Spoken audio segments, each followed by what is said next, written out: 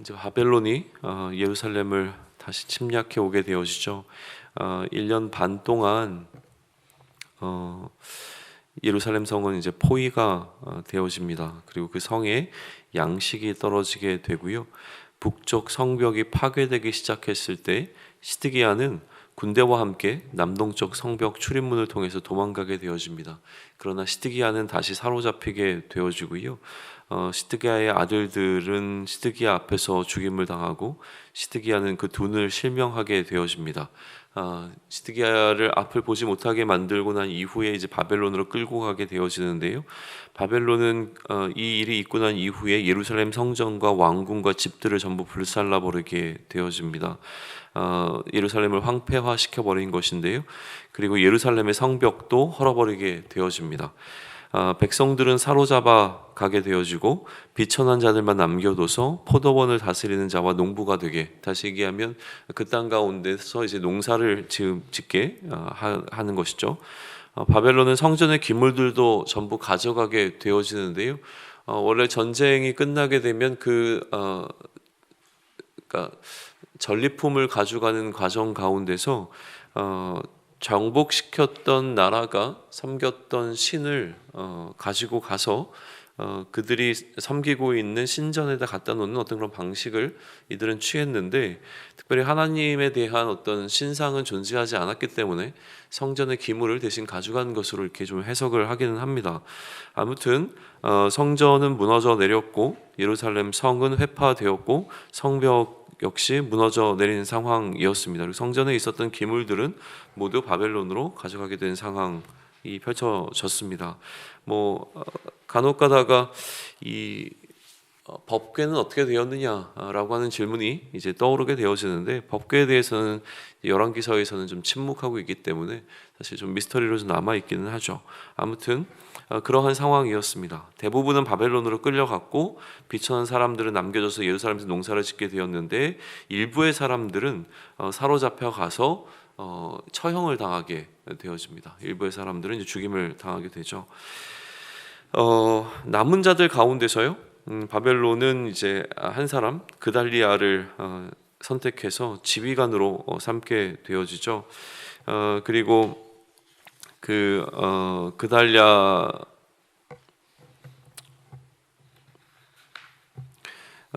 이제 명령을 좀 내리게 되어지는데요. 24절을 보시게 되어지면 그달리아가 그들과 그를 따르는 군사들에게 맹세하여 이르되 너희는 갈대아인을 섬기기를 두려워하지 말고 이 땅에 살며 바벨론 왕을 섬기라, 그리하면 너희가 평안히 하리라 라고 하는 메시지가 전해집니다. 사실 이 메시지는 이전에 선지자들을 통해서 계속 전해졌던 메시지이기도 했는데요. 이 부분에 대해서는 나중에 우리가 선지서를 살피면서 좀 이야기를 해보면 좋을 것 같습니다. 그달리아가 사실은 유대 땅에 머물러 있는 백성들에게 이렇게 이야기를 했을 때 이스마엘이 그달리아를 이제 결국은 죽이게 되어집니다. 그리고 이 남아 있었던 사람들, 그러니까 예루살렘에 남아 있었던 사람들은 이 바벨론을 두려워해서 결국에는 전부 다 애굽으로 도망쳐서 이주하게 되어집니다. 여호야긴이 이제 다시 이제 바벨론으로 그 장소를 좀 이동하면 바벨론으로 끌려갔던 이 사람들, 그리고 그 가운데서 여호야긴이 먼저 끌려갔었는데 여호야긴이 사로잡혀간 지 37년쯤 되었을 때에 옥에서 놓이게 되어지고요. 그리고 왕으로서의 어떤 대우를 다시 바벨론에서 받게 되어지는, 그래서 그의 어떤 여전히 바벨론의 포로로 있기는 하지만 그러나 그를 향한 이제 대우가 달라지는 그 상황으로 열왕기서는 전체적으로 이제 마치게 되어지죠. 기본적으로 이제 열왕기서 전체를 살펴보고 이 결말에 해당하는 이스라엘 백성들의 모습은 포로가 되어 있는 상태에서 마치게 되어집니다. 대부분의 사람들은 바벨론으로 끌려가서 바벨론의 포로가 되었고, 일부는 다시 그들이 출애굽했던 그 애굽 땅으로 돌아가게 되어집니다. 그래서 본토라고 이들이 부르고 있는, 본토를 떠났더라라고 하면서 이제 본토라고 부르고 있는 하나님의 약속의 땅으로부터는 전부 다 이주해서 나가게 된 것이죠.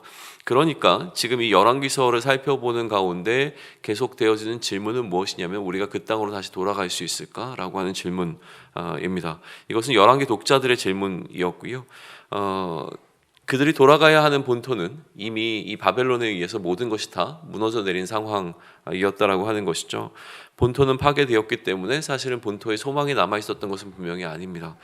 그러니까 이 상황 가운데서 그들이 소망으로 삼을 수 있는 것, 그것은 하나님만 남아 있는 상황이었다라고 하는 것이죠. 그렇게 하나님만 바라볼 수밖에 없는 상황으로 하나님께서는 이스라엘 백성들을 끌어가셨고, 그들에게는 남은 소망이라고는 하나님 외에는 절망밖에 없는 그런 상황으로 모든 상황을 이끌어 가신 것이죠. 그러한 상황 가운데서 여호야긴에 관한 소식은 이 이스라엘 백성들에게는 어쩌면 하나의 마지막 남은 소망이 되었을 것입니다. 여호야긴은 이들에게 여전히 하나님의 약속, 다시 얘기하면 다윗의 가문을 통하여서 하나님께서 이들에게 영원한 왕위를 허락하시겠다라고 하셨던 그 약속, 이 약속이 어쩌면 이루어질 수 있지 않을까. 왜냐하면 그 다윗의 흐름 가운데 여호야긴이 여전히 남아있다라고 하는 그것을 통하여서 어떤 소망을 갖게 되어지는 상황이 그들 앞에 놓여 있었던 것이죠. 그렇게 열왕기서는 마무리가 되어집니다. 그렇게 이 열왕기서는 오늘 우리에게 이야기하고 있는 것이죠.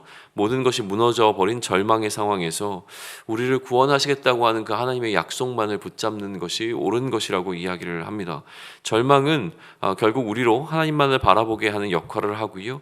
그러한 모든 상황 가운데서 우리는 결국 하나님만 바라보는 자가 되어야 하는 것입니다. 그렇다면 상황이 어떠함과 상관없이 결국 상황이 넉넉했을 때 하나님을 바라보지 못했던 하나님의 백성들이 오히려 그 상황 가운데서 하나님을 바라볼 수 있다면 이 상황은 그들이 하나님을 하나님으로 인정하게 되어지는, 그리고 하나님만 바라봄을 통하여 하나님의 백성다운 삶을 살게 되어지는 더 나은 상황이 될 수 있다라고 하는 것이죠. 우리가 생각하고 있는 우리의 시선에서 이 절망은 힘듦과 아픔과 고난의 시간이 되겠지만 오히려 그 가운데서 우리가 하나님만을 바라보고 하나님 안에 머물 수 있다면 그 시간은 또 다른 축복의 시간이 될 거라고 믿습니다.